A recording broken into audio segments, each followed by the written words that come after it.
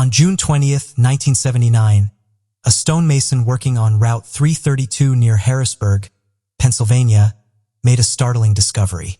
Over an embankment close to the Juanita River lay the remains of a young woman. The Perry County Sheriff's Department was called to the scene and the investigation commenced. Unfortunately, there's little information surrounding the circumstances in which she was found. The Perry County coroner performed the autopsy and noted that the remains were badly decomposed and primarily skeletal. Due to the state of the remains, the coroner was unable to discern a cause of death. However, it was recorded as a likely homicide. At the time of the discovery, she had been deceased for months, possibly even a year, before she was discovered, with the tentative death date of late 1978 being set. In the report, the coroner noted the remains belonging to a white woman, aged 50 to 38, with light blonde or light brown hair who was 5 feet 2 inches to 5 feet 9 inches. The woman has come to be known as the Perry County Jane Doe, and she'd suffered a fracture to her 9th rib in her life, and by the time of her death, the wound had healed. The Doe Network notes her extensive dental history, reporting no signs of disease or trauma. Dental records indicated her first right molar was removed 3 to 4 years before she was murdered and was hypothesized that her right second molar had also been extracted. Her dental records were circulated to dentists across the state, but nobody recognized them. The most striking piece of evidence lay not with her bones, but with what adorned them. She was found wearing blue wool knit pants with red thread, a white lace blouse, a dark blue tank top, a tan-colored jacket, a white bra, red and gray socks, and white leather buckled shoes. She also wore a silver Avon bracelet, a sterling silver Native American turquoise oblong ring with matching earrings, necklace, and another sterling silver ring with black onyx stone. Before we proceed, I've got an exciting surprise for you. We've launched a brand new channel dedicated to intriguing content such as old historical mysteries, cold cases, and particularly chilling horror stories perfect for bedtime. Drop a comment letting us know if you're a fan of horror stories or not. You can find the link in the description below. Let's find out who will be the first to explore it. Alright, let's dive back into the video. Investigators quickly discovered the jewelry may have originated from the Navajo and Zuni peoples in New Mexico and Arizona. This discovery led investigators to these states and wondered whether she may have been a victim of a southwestern serial killer. Composite sketches of the Perry County Jane Doe were placed around town, but sadly no one recognized her. It pained investigators to think that nobody was out looking for her. Months after she was discovered, she was laid to rest in an anonymous grave. Her case has received little coverage and attention over the years, but the Perry County Sheriff's Office and coroner have never forgotten about her. There have been several efforts to uncover the true identity of the Perry County Jane Doe, also known as the girl with the turquoise jewelry. Recently, new dental x-rays were conducted, which showed anomalies that contradicted the initial report. Initially, investigators believed that she'd only had 1 molar removed. However, this new x-ray suggests that at least 2 had been removed, although there's no sign of crowding or disease that would have prompted this. Overall, her dental hygiene was good, signaling she had access to care at some point in her life. In 2008, the girl with the turquoise jewelry was exhumed for further testing. DNA samples were obtained and run through CODIs, and there have been no matches so far. In 2008, Dr. Christine France of the Smithsonian Museum Conservation Institute analyzed 3 samples from Jane Doe: a hair fiber, a bone fragment, and a tooth. Dr. France was able to undertake isotope analysis by examining the hydrogen and oxygen molecules in these samples. Dr. France concluded that Jane Doe likely grew up in the Great Lakes region or southern Canada. Evidence also suggested that shortly before her death, she left the area and spent time in the southwest United States. These results lined up with the indigenous jewelry she had been found wearing. Her details and photographs have also been sent to Canadian authorities, but they too are just as baffled. In 2018, NCMEC released a new composite sketch that they have created using a CT scan of her skull. Redditors in the r/Grateful Doe subreddit have made several suggestions over the years as to her identity. The first is 17-year-old Cheryl Ann Moser. Sometime in 1977, according to reports, Cheryl was last seen walking to meet a friend. Another suggestion is Connie Gail Menchika, a 17-year-old girl who disappeared from Napa, California on June 9, 1978. Both Cheryl and Connie were said to have been dating or involved with biker gangs at the time of their disappearances and may believe that the two were met with foul play. What are your thoughts about this case? Let us know in the comments section down below. It was on December 18, 1971, when the news of a fire devastated the Sewell family. 16-year-old Michael Sewell had been camping with two friends, Stanley Robinson and Jerry Autry. The three had been in a cabin in Brownstown, Indiana. The cabin had been remote, so by the time help arrived, the cabin had mostly burned completely away. 2 class rings were found at the scene, which were used to determine identity of 2 sets of badly charred remains, Stanley and Jerry. However, Michael was missing. The crime scene yielded little evidence. The surrounding area, including the waters, were all searched in case Michael had managed to escape the blaze. Without Michael's body, there was also suspicion as to why his friends were dead, but he wasn't there. Local gossip that Michael had murdered his friends had gotten so bad that his family had to move from the area. For 5 decades, it remained a mystery. Michael was never seen or heard from again. As time went on, those who remembered Michael began to believe that they would never have answers as to what had happened to him. In 2022, the case was reopened and the caskets of Stanley and Jerry were exhumed with the permission of their families to do further moderate analysis of the remains. When examined, it was determined that a 3rd set of remains were there. Further DNA testing was done, which determined Michael Sewell's remains had been in the cabin all along, misplaced with his friends' caskets for over 50 years. The closure of the case was bittersweet for the Sewell family, though according to the family, it has provided closure. What are your thoughts about this case? Let us know in the comments section down below. It was on November 14, 1971 when best friends, 15-year-old Maria Johnson and 15-year-old Debbie Ackerman set out for a surfing trip headed out for Galveston, Texas. Galveston is known for its beautiful beaches, year-round sunny weather, and some of the best surfing in the United States. The two teens weren't nearly inseparable. Debbie was outgoing, bubbly, and remembered as always laughing. Maria was more shy. Lots of people knew her to be quiet, but close friends knew her true and chatty nature. The two were just starting out in life and were full of hope and promise, excellent students who both loved the outdoors, especially surfing. Debbie was a champion water skier. Born and raised in Galveston, she was a natural at water sports and took to it easily. Maria had recently moved to the island, and the two had met at Ball High School. And the two quickly became best friends. The families of Maria and Debbie were also well acquainted with each other. Given their daughter's strong bond, there was no issue with them being out or going out on day trips, but the rule was that they stick together, call home if plans changed, and to be home by curfew. That day, the girls planned to visit Houston, Texas, which is around 55 miles from Galveston or about an hour's drive.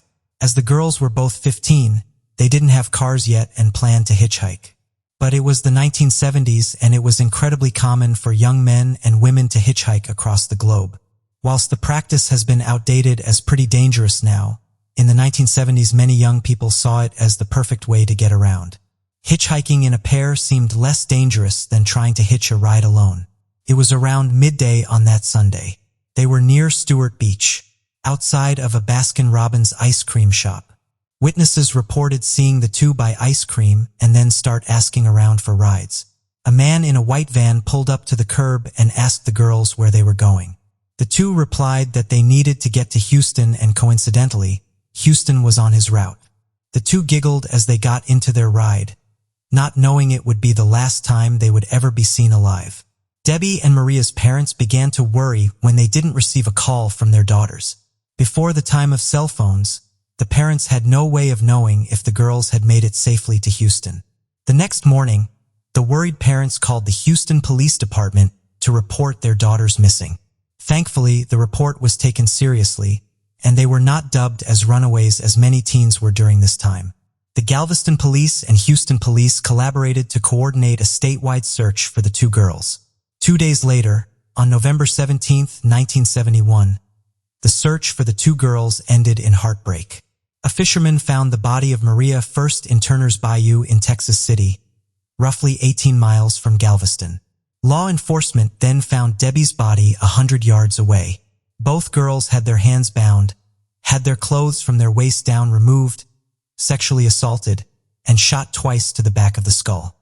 Their bodies were then dumped in the waters below. The crime rocked Galveston, the state of Texas, and the nation, who would be so callous towards such young girls who were only trying to get to Houston. Despite the enormous media outcry, there were few leads and the case quickly went cold. The families of Debbie and Maria made multiple appeals for the guilty party to come forward, but those appeals fell on deaf ears. But the murder of these two young girls was not going to be the end for Texas law enforcement. There were going to be many more murders, all of similar circumstances to plague Texas. This would only be the beginning. And a week after Debbie Maria's bodies were discovered, the body of 14-year-old Colette Anais Wilson was found near the Attucks Reservoir. Colette had been missing since June 17th and had been abducted from Elvin, Texas, after band practice. She had also been shot execution-style to the back of the skull. After the discovery of Colette, another body was found nearby. This would be 19-year-old Glory Ann Gonzalez. She had disappeared from near her apartment on October 28th. Her cause of death was blunt force trauma to the skull. Then in January 1972, two boys found the bodies of 13-year-old Sharon Lynn Shaw and Rhonda Renee Johnson in Clear Lake, Galveston. The remains had been scaled till by the time they were discovered. The girls had been missing since August 4, 1971. They'd been abducted while at the beach in Harris County. In addition to these murders, there were 5 others, bringing the total to 11, all in a 12-month period, all with similar circumstances. Over the years, that number would grow to nearly 30 in the area, all unsolved cold cases. Debbie and Maria's case would be reopened in 1998 when convicted killer Edward Harold Bell sent letters to prosecutors in the area, confessing to the murders of Debbie Ackerman and Maria Johnson in 1971, along with 9 others. The letter started off with, "Dear Sir, I have decided to tell you I was brainwashed into killing Debbie Ackerman and Maria Johnson in November 1971, and went on to say, quote, if you could get me immunity from prosecution of any kind, could lay a lot of stuff on you and I will." However, when examined, the confessions were deemed as unreliable evidence and dismissed. Bell was interviewed, but he asked for immunity in exchange for testimony and refused to cooperate. Harris County prosecution has gone on to say that letters have now been lost, though detectives who had been able to see the letters stated that there had been information about the crimes that had never been revealed to the public, leaving some to believe they were credible. Edward Bell was already serving a 71-year prison sentence for the murder of Larry Dickens. It was on August 24, 1978, when Bell was in Pasadena, California, parked in a local neighborhood. He was in his vehicle without pants on, watching a group of girls playing. A father and former Marine supervising the kids saw what was going on in the vehicle, and approached Bell, attempting to get the vehicle's keys so that Bell couldn't flee the scene. While confronting him, Bell drew a pistol and shot Larry. Larry was wounded and crawling back to his driveway when Bell got out of his vehicle, grabbed a shotgun from the back, and killed Larry Dickens before getting his keys and attempting to flee. He was caught soon after by law enforcement, but when he was released, he fled the state, eluding law enforcement for 14 years. He fled the country for Mexico and then Central America. It was a tip that came in that he was in Panama after he was shown on the TV program America's Most Wanted. It was there he was arrested and extradited back to California. Edward Bell was born in southern Texas in 1939, primarily living in the Houston area. He'd went to university to become a teacher, but it doesn't appear that he ever was. He was first arrested in 1966 for exposing himself to minors. He escaped jail by asking the judge for leniency and opted for psychiatric treatment, which he received. After treatment, he was arrested again in 1969 for the same crime. Again, jail was avoided in favor of psychiatric treatment. His first wife divorced him and also cut ties with his 3 children, citing him as a danger to herself and their kids. While in treatment, it was discovered that he was romancing patients there, and he ended up marrying a 17-year-old he met while in treatment. He was 31 at that time. After his release, he moved to Galveston with his new wife and became involved in a local surfing business. It was an area that Maria Johnson and Debbie Ackerman had been known to frequent, along with several other of these cold case victims. In 1974, he was arrested again, this time for violently sexually assaulting a patient that he'd met at a mental hospital he'd previously been at. The charges were dropped in that case as well, and he was never formally charged. He was arrested several times throughout his time in Texas, but each time he would always elude being formally charged. He eventually left Texas and moved to California. That was when the Larry Dickens murder occurred. So, an extensive criminal history of inappropriate behavior towards minors, sexual assault, violence, and abduction. He would brag to his friends that he could talk himself out of anything. But for such an extensive criminal history, it's shocking that he was still allowed to walk free for as long as he did. And whilst Edward Bell somewhat claimed responsibilities for the murders, he would later recant his confessions, making this case all the more confusing. Bell told the Daily Mail that his father had brainwashed him as a child to be a flasher and to sexually assault and kill girls. In his original letter, he confessed to murdering Debbie and Maria, along with Sharon Shaw, Rhonda Renee Johnson, Colette Anais Wilson, Gloria and Gonzalez, Georgia Gear, Brooks Bracewell, Nina Lynn Kluge, and Kimberly Ray Pitchford, who had been a 16-year-old murdered in 1973, and hadn't been believed to be connected to the other murders. He also confessed to an unnamed victim that has yet to be identified. He referred to them in his letters as the 11 that went to heaven. Bell then went on to take several interviews with local newspapers in 2017, quote, and did not kill Debbie Ackerman and Maria Johnson. He explained that he had confessed to the murders because he was suicidal at the time and wanted the state to sentence him to the death penalty. He also blamed his depression on a network of government spies that were conspiring against him. Throughout his various prison interviews, Bell mentions the supposed program that he was put through and the brainwashing he endured. In his letters, he confessed to callously taking the lives of Debbie Maria and countless other women, but he also notes that he was brainwashed to do so. One of the journalists who interviewed him believes that he suffers from some sort of severe psychiatric disorder. She described his behavior as erratic, paranoid, and full of grand conspiracies about the government. He never took full responsibility for the murders he committed. Instead, he said that he was forced to buy the program. And despite concerns that he was making everything up, the details about the crimes themselves were clear and matched police reports that were never made public. In addition to the confessions and that he lived in the area of the abductions, he also owned a white van. We know about the van because he was arrested while driving it in January 1972 for exposing himself to minors.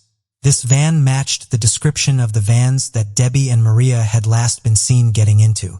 At this point in time, it's unclear because it hasn't been made public if there's DNA evidence to compare. And it's also unclear if Texas law enforcement is continuing to look into Edward Bell as a suspect. It doesn't mean they aren't, it just means it isn't publicly available. There's also no solid evidence that we know of tying him to any of the murders at this point in time. All of the current evidence is circumstantial. Though records show, even when he was in Panama, wherever Edward Bell lived, teenage girls were abducted and murdered. A string of cases seem to follow him in all of the places he has ever been known to reside in. Unfortunately, Edward Bell passed away in 2019 at the age of 80 before investigators could verify his accounts further. Maria's sister told local media that she had no words for Edward Harold Bell, but was happy that he, quote, no longer walks this earth and will never be paroled. What are your thoughts about this case? Let us know in the comments section down below. Sophie Sergi was a student at the University of Alaska at Fairbanks, where she was majoring in marine biology. In December 1992, Sophie underwent extensive orthodontic procedures and took the following semester off of school. Sophie was attending the university on a full academic scholarship, but needed to work to pay for the orthodontic work as well as have time to recover from the procedures. Sophie therefore spent early 1993 in her hometown of Pitkas Point, Alaska, living with her mother and younger brother. After her initial recovery, Sophie worked 2 jobs and traveled back to Fairbanks when she needed her braces adjusted. In April of 1993, 20-year-old Sophie made one of those trips to Fairbanks. She took the opportunity to spend time with her friend Shirley Wadley and planned to spend the night in her dorm room. On the second floor, Bartlett Hall on the university's campus. Sophie and Shirley spent the evening of April 25th with Shirley's boyfriend hanging out and eating pizza. Shortly after midnight, Sophie left the dorm to go outside and smoke a cigarette. Witnesses would later report that she had smoked with a group of students just outside of the dorm building. At 1:30 a.m., Sophie had not come back to the dorm room. Shirley left her a note on the door saying that she and her boyfriend were going to sleep in a different room. When she came back to her dorm later that morning on April 26th, the note was still on the door and there was no sign that Sophie had slept in the room. Shirley called Sophie's orthodontist office and learned that she had not shown up for her appointment. Sophie's body was discovered by a janitor around 2 o'clock that afternoon. She was lying face down in a bathtub in the second-floor bathroom of Bartlett Hall. She had not been found earlier in the day by the students using the sinks and showers because the bathtub was in a private room, off of the main bathroom. Sophie had been stabbed, shot, and sexually assaulted. The medical examiner estimated that she had died in the very early hours of the 26th. Authorities interviewed everyone who lived in Bartlett Hall, but found very few leads. There was DNA found on Sophie's body, but no match to it was ever found in any police database over the years. A cold case unit from the Alaska State Police re-interviewed every resident from Bartlett Hall they could find in 2010, but still no arrest was made in the case. Following the arrest of Joseph James DeAngelo, the alleged Golden State Killer who was identified through genetic genealogy, the Alaska State Police decided to try the same approach in Sophie's case.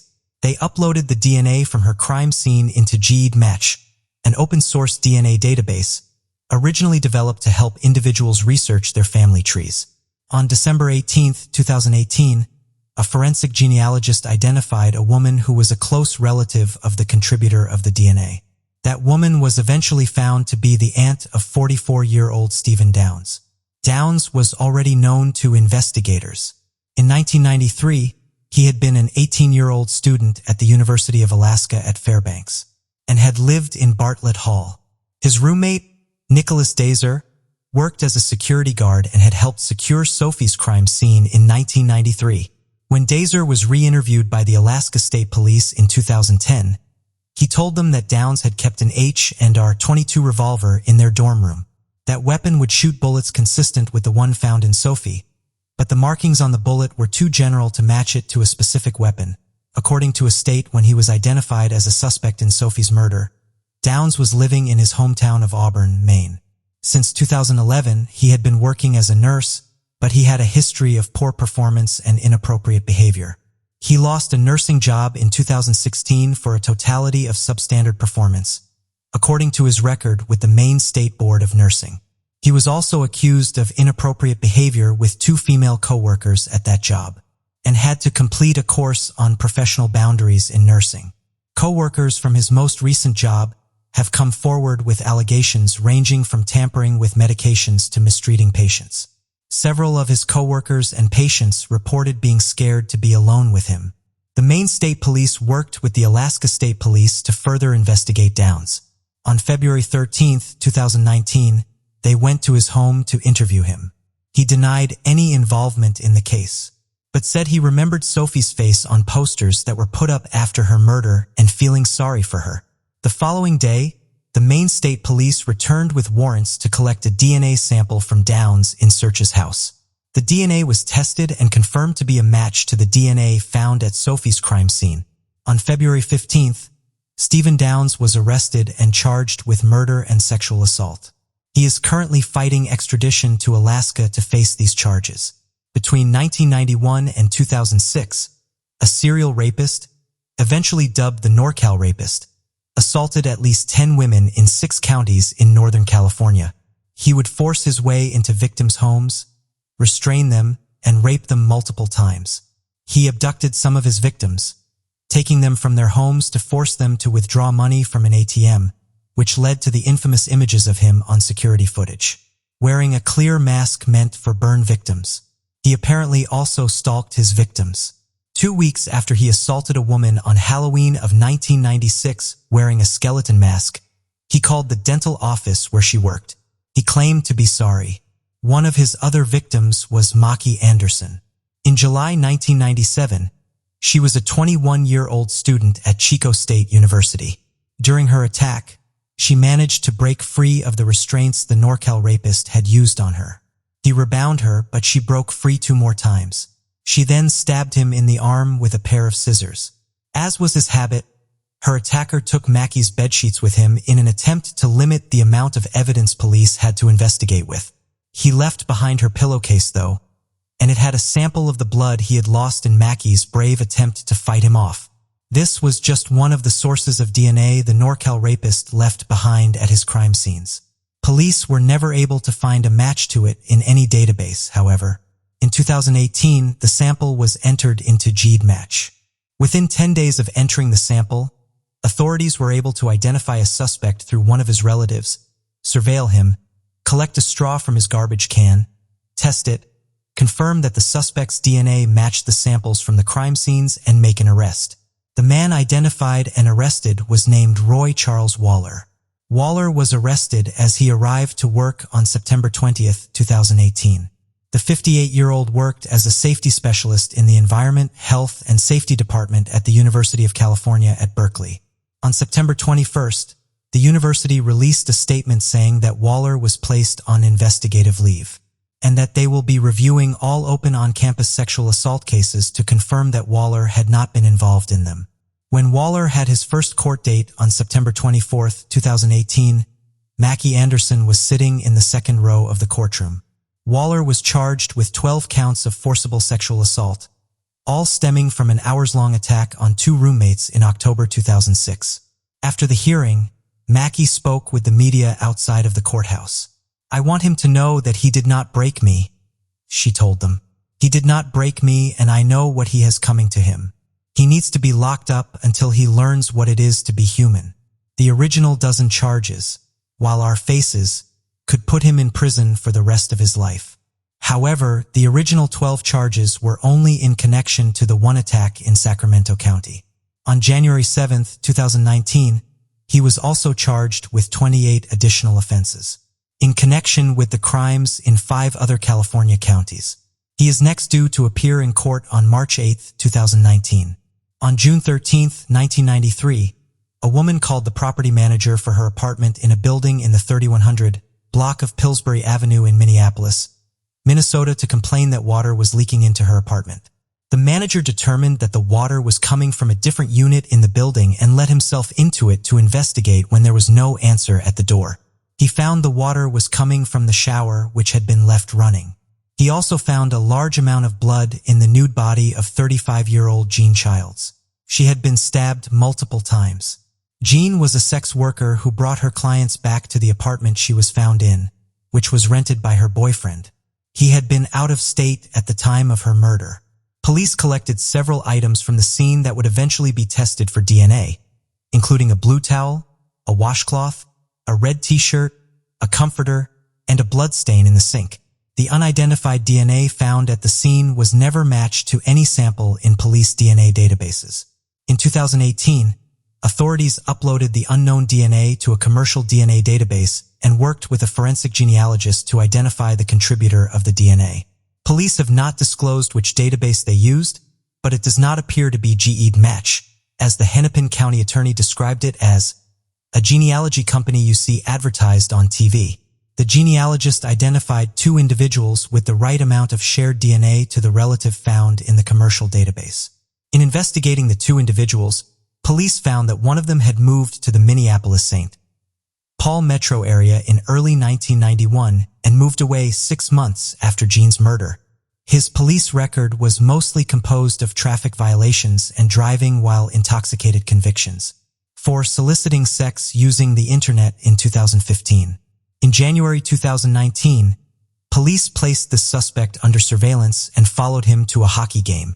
Police observed him buying a hot dog and wiping his mouth with a napkin before throwing it into a trash can along with the cardboard container the hot dog had been served in.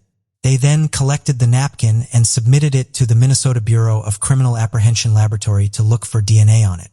There were multiple DNA signatures on it, but one of them matched the unknown sample from Jean's crime scene. Based on this match, police arrested the suspect, 52-year-old Jerry Westrom, in February 2019. Westrom owned and operated several businesses, including an organic corn farm in Minnesota, and was an active supporter of 4-H and youth sports programs. He is married and the father of 3 children.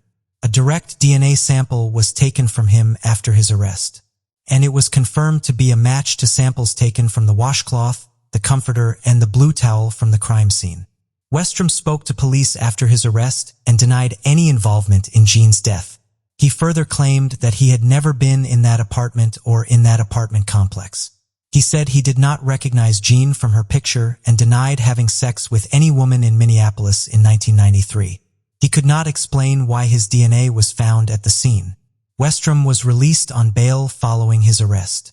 His family, as well as several friends, supported him in court for his first hearing. His attorney, Stephen Meshbesher, has told the media that his client intends to plead not guilty. He also claims that the evidence in the case is thin and that his client's arrest was premature. Westrom is due back in court on March 13, 2019. 30-year-old Jack Upton was a popular and responsible manager at a Safeway grocery store in Fremont, California. His co-workers were therefore worried when he missed several shifts at work. On December 17, 1990, police were called to check in on him at his apartment. There, police found Jack's body, beaten and stabbed to death. His 1985 Nissan 300ZX was missing from the apartment complex's lot. A week later, the car was found in a mall parking lot in Thousand Oaks, California, more than 350 miles away. Police were able to lift fingerprints from inside of it. At the crime scene and in the car, police found matching blood samples that they could not identify, but believed came from Jack's killer. Authorities would periodically run the DNA from the unidentified sample through databases as they continued to improve over the ensuing years, but they were never able to find it in 2018. The Fremont Police Department contacted Parbon Nanolabs, who used forensic genealogy to identify Russell Anthony Guerrero as a potential suspect. In October 2018, Fremont police traveled to Tempe, Arizona, where Guerrero was living, to begin surveilling him. They were able to collect a discarded DNA sample from him, which proved to be a match to the DNA found in Jack's apartment and car. Sometime after the DNA match was made, Guerrero's fingerprints were determined to be a match to ones found in the car. On January 17, 2019, Guerrero was charged with 1 count of murder by the Alameda County District Attorney's Office. On January 22nd, Fremont detectives arrested him in Chandler, Arizona. Authorities have not yet found a connection between Jack Upton and Guerrero, nor have they identified a motive for the crime. Guerrero does have a criminal record in several states. What are your thoughts about this case? Let us know in the comments section down below. Before we proceed, I've got an exciting surprise for you. We've launched a brand new channel dedicated to intriguing content such as old historical mysteries, cold cases, and particularly chilling horror stories perfect for bedtime. Drop a comment letting us know if you're a fan of horror stories or not. You can find the link in the description below. Let's find out who will be the first to explore it. Alright, let's dive back into the video. Ezra Oyren and her husband, Oscar, were both of Turkish descent, but they and their families were based in London. Ezra and Oscar moved to Ireland for work around 2007, where they lived in Clondalkin, West Dublin. They had a son, Emin, 2 years later, and Ezra took time away from work to take care of him. February 23rd, 2011 was less than a week before Ezra's 38th birthday. She was busy making preparations for her mother and mother-in-law to come for a visit from London the following day. At approximately 7:15 a.m., she told her husband that she would be running to a local shop to buy milk, but that she would be back in time for him to take the car to get to work. Ezra did not return. After a few hours, Oscar reported her missing. Ezra and Oscar's car was found at 11 o'clock that night, parked in a lot near the sea in Bray County, Wicklow. Her purse was locked in the trunk of the car and there was no sign of Ezra. Ezra's phone has never been recovered, but the last signal from it came on the far side of Bray Head from where the car was found. There were several pieces of surveillance footage of Ezra's car, a gray Renault Twingo, found from the day she went missing. The car was first seen at a roundabout, for minutes away from Ezra's house, but not until 40 minutes after she had left her home. The car was then picked up by cameras in Bray, driving erratically, once almost colliding with a Skoda Octavia. The parking lot where Ezra's car was found did have cameras, but none that showed the spot where the car was found. Despite the fact that her car was found in Bray, there is no evidence that Ezra ever actually made it there. In all of the surveillance footage of the car, the quality of the footage is not good enough to show who was driving it. There were public appeals for the driver of the Skoda Octavia that almost collided with Ezra's car to come forward in hopes that they could confirm or deny if Ezra had been driving her car at the time. But they were unsuccessful and the driver has never been identified. It is possible that something happened to Ezra in the 40 minutes between when she was last seen and when her car went through the roundabout. Her assailant then could have driven the car to Bray to ditch it, to throw off the investigation into her disappearance. While there is no footage showing who got out of Ezra's car in Bray, there is footage showing one angle of the lot where it was found. Authorities believe that there is one woman in the footage who could be Ezra. They say that the woman is walking without purpose, and that she is never seen in any of the footage walking back to the parking lot. Ezra's family has seen the footage, and they do not believe that it is her. Upon closer inspection of the footage, a small dog is visible. Ezra's family believes that the woman is walking the dog, and she seems like she isn't moving with purpose because she is waiting for the dog as it runs around. She does not necessarily have to return to the parking lot because she may live close by and walked home. A few months after Ezra went missing, her husband made the decision to move back to London with their son to be closer to family. While Oscar wanted to remain in Ireland to help keep pressure on investigators to work the case, he was afraid of what might happen if he had some sort of health crisis or accident, since he was the only relative his son, Emin, had in Ireland. The main contact with the media for Ezra's family has been Ezra's sister, Berna Faddeen. Berna makes as many television and radio appearances as she can, and uses her vacation days from her job in the UK to travel to Ireland to post flyers and follow leads in her sister's case. On the first anniversary of Ezra's disappearance in 2012, her niece Ada joined Berna on her trip to Ireland to post flyers. In Neilstown, where Ezra had been a regular customer. As Ada left the shop, a worker ran out after her with a set of keys. On the keyring, there were pictures of Ezra, her son, and her husband. The car key was confirmed to be for Ezra's car.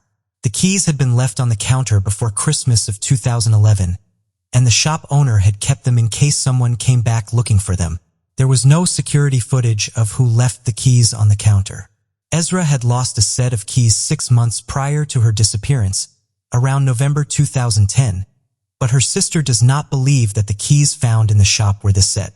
The security footage of Ezra's car driving in Bray was sent to the UK in 2018 in hopes that it could be enhanced enough to identify who was driving the car. The effort was unsuccessful. Ezra remains missing 8 years after her disappearance. What are your thoughts about this case? Let us know in the comment section down below. Connor and Sheila Dwyer lived in Fermoy, County Cork, where they had raised 2 sons. 62-year-old Connor had worked a variety of jobs throughout his life, including working as a plumber and a driver. In 1991, he was working part-time as a chauffeur for German businessman Fritz Wolf when he was in Ireland. 60-year-old Sheila was described by neighbors as lovely but somewhat reserved. The couple was last seen on April 30th, 1991, walking into St. Patrick's Church to attend a funeral. The following day, Sheila spoke on the phone with one of her sisters. Sheila was very close with both of her sisters, Nellie and Maisie, and spoke with them frequently. Maisie was therefore concerned about Sheila when she did not hear from her after May 1st. On May 18th, she went to the Dwyer's Chapel Hill home and knocked on the door, but got no response. She returned the next day with the Gardaí, who forced entry into the home, out of concern that something had happened to the couple. Connor and Sheila were not inside their home. Gardaí did find the couple's passports, reading glasses, and £1,000 in cash hidden in a biscuit tin. The only items missing from the home were a few pieces of clothing, presumably because Sheila and Connor had been wearing them, and the couple's white Toyota Cressida. Extensive searches have never found any sign of the Dwyers or their car. Their bank accounts have not been accessed since their disappearance.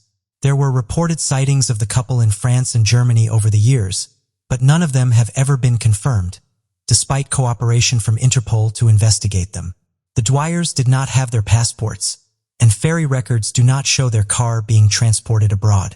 A year prior to the couple's disappearance, another person from Fermoy went missing. 54-year-old Billy Fennessy was last seen on March 30th, 1990. There was no sign of Billy for the next 22 years until October 2012. A car with human remains inside was found at the bottom of the River Blackstone during a routine dive by the Blackwater Sub-Aqua Search and Rescue Team. The car was the same Megan model as Billy's, and in May 2013 DNA results confirmed that it was indeed Billy found inside of it. The discovery of the car renewed concerns have accidentally driven into the river at a still unknown location. While various waterways were searched during the course of the investigation, Billy Fennessy's car went undetected during these searches, so it stands to reason that the Dwyer's car could still be hidden underwater. For now, the cause of the couple's disappearance remains a mystery. What are your thoughts about this case? Let us know in the comment section down below. 41-year-old John Johnson is a father of 4 children who works as a taxi driver in his native Iceland. On February 8, 2019, he traveled to Dublin to participate in a poker tournament. His fiancée was supposed to come with him, but she was delayed when she had issues with her passport. John played a game of poker that night, and his fiancée arrived in Dublin the following morning, February 9th. She went to the hotel they were booked at, the Hotel Bonington, and was woke Jon up. While his fiancée was having coffee at the bar in the hotel, Jon walked outside. It is not known why he left the hotel. He never returned. His passport, phone, and wallet were all left behind in his hotel room, and there has been no activity on his bank account. When June was not found within 2 days, 12 friends and family members flew to Dublin from Iceland to help search for him. The area around the Hotel Bonington was methodically searched and covered in missing persons posters. According to his family, it would be out of character for June to have simply just walked away from his life and left them wondering where he was. He was very responsible and considerate and would call home if he ever worked late, but not a large enough amount of money that his family believed it would have caused undue stress for him. Surveillance footage helped trace Jon's route after he left his hotel. He left the hotel at 11:05 a.m. and was picked up on a camera at McGettigan's bar 2 minutes later. He is seen going on to Swords Road heading north. The last sighting of Jon was outside of Highfield Hospital, where he was seen heading north towards Collins Avenue. On February 23rd, intensive, large-scale search was conducted with the help of 80 volunteers. During a radio interview, one of Jon's brothers thanked the people of Dublin for their assistance in their search efforts, and also vowed that his family would not leave Dublin without Jon. Jon, so far, remains missing. What are your thoughts about this case? Let us know in the comment section down below. 36-year-old Sean Duffy lived in rural Menacross, Dunglow. He had a burly build and stood at 6 foot 4 inches tall and was described by one of his neighbors as a tank of a man. He used his imposing figure in some of his odd jobs as a bouncer. He made his living doing a variety of other things as well, including working as a driver and an undertaker. While he was known for being physically imposing, he was also notable for his sense of style, usually going out in a tweed jacket and tie. He was close to his large family, including his 2 brothers and 5 sisters. Sean spent the evening of January 28, 2005, out at the Strand Bar with his brother Kevin of January 29th. Later that day, Kevin went to see Sean and was surprised to find the front door of Sean's small bungalow unlocked. When he went inside, he found Sean's body lying face down on the couch.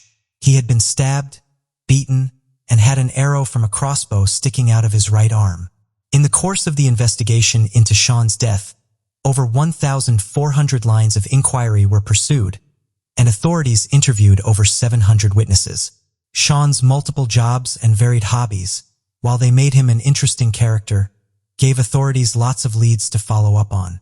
While Sean cared about his community and took time to help his elderly neighbors, his diverse interests also included things that could be construed as dangerous enough to become motives for his murder. His own mother has said that Sean had a lot of enemies, and there were concerns over his dealings with horse races and the buying and reselling of cars. At the time of his death, Sean also had an assault charge pending against him. It has been theorized that multiple assailants must have been involved in Sean's murder. Given his size and strength, he would be difficult for one person to physically overpower. The use of multiple weapons also supports this theory. Following the 14th anniversary of Sean's murder in 2019, Vigardi appealed to the public for information with Detective Inspector Pat O'Donnell, reminding the community that it is never too late to come forward with information in the case.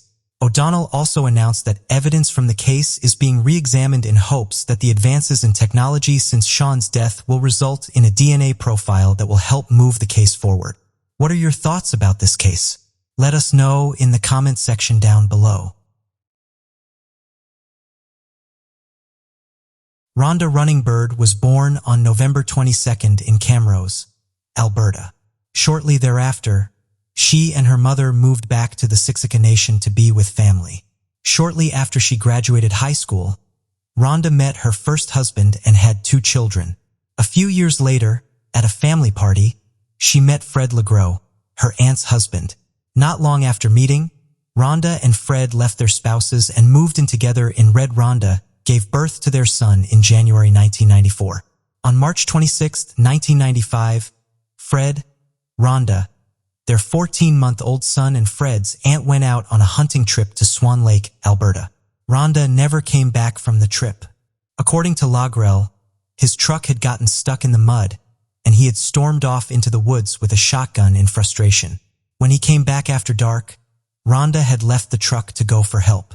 When Lagrell and his aunt finally found help 2 days later, Rhonda was reported missing. Although Fred did not wait to show authorities where the truck had gotten stuck and therefore where to start their search for Rhonda. The Royal Canadian Mounted Police did search for Rhonda, but after a few days, the medical examiner told them that Rhonda could not have survived for that long out in the woods on her own, and the search was called off. When Rhonda's family arrived to search for her, they had the first of many disrespectful and frustrating interactions with the RCMP. The first officer, Rhonda's mother, Mavis Crowchild, told her that the reason they had not found her daughter was because she was off on the streets of Edmonton, getting drunk. Rhonda's family, in the course of their own search of the area, located a pair of glasses, an unused colostomy bag, and a pair of shoes, tied in a distinctive fashion, that they believed belonged to Rhonda. The RCMP told them that none of the items belonged to Rhonda. This was in part because the prescription of the lenses and the glasses did not match Rhonda's. However, the RCMP obtained Rhonda's prescription from an optometrist she was no longer seeing, and they refused to compare the glasses to records from her current optometrist. The idea that Rhonda walked off into the woods in the dark and got lost has also been highly contested by her family. According to family members who saw Rhonda just before the hunting trip, she was barely able to walk at the time. Lagrell was physically abusive towards Rhonda, with one of the beatings he inflicted on her being so severe that she had to use a colostomy bag as a result of the internal damage it caused. Rhonda was scheduled for surgery the day after she went missing to repair this damage and hopefully lessen her pain and improve her poor health. She had been gathering evidence to have Lagrell charged with assault, something he had learned just prior to her disappearance. Even if Rhonda had mustered the strength to go search for help, her family does not believe she would have gotten so lost in the woods that her body was never found. According to Mavis Crowchild, Rhonda had been trained since she was a child in how to make her way if she were lost. If Rhonda had been physically able to get out and walk for help, she surely would have been able to navigate back to the major road that was less than a mile from where the truck got stuck. The RCMP says that there is a person of interest in Rhonda's disappearance, but that person has since passed away, and that there is not enough evidence to determine if foul play was involved in Rhonda going missing. Fred Lagrell died in 2016. Rhonda's 2 oldest children were placed in Mavis Crowchild's custody 2 months after she went missing, and her son with Lagrell was eventually left with Lagrell's aunt. Neither Rhonda nor her remains have ever been located. What are your thoughts about this case? Let us know in the comment section down below.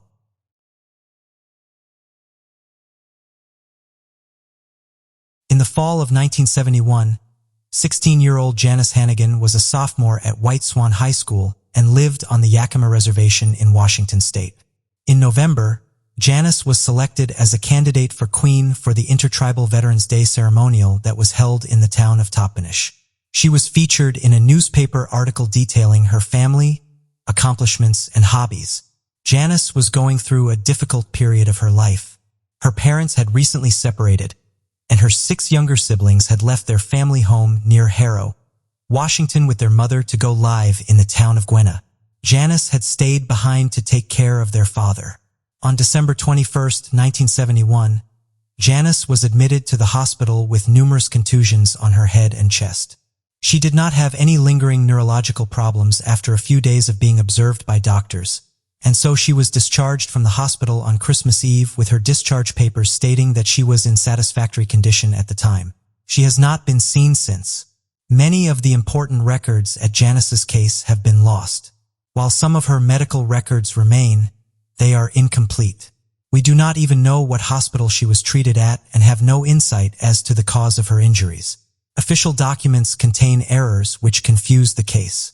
Several agencies list the date of Janice's disappearance as March 1, 1971, 9 months prior to when she went missing.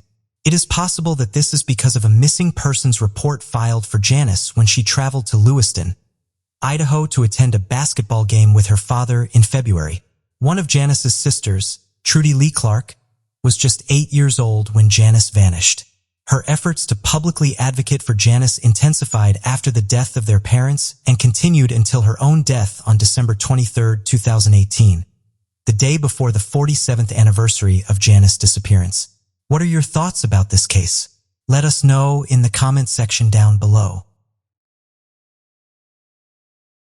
Leona Kinsey was fiercely independent and took pride in how self-sufficient she could be.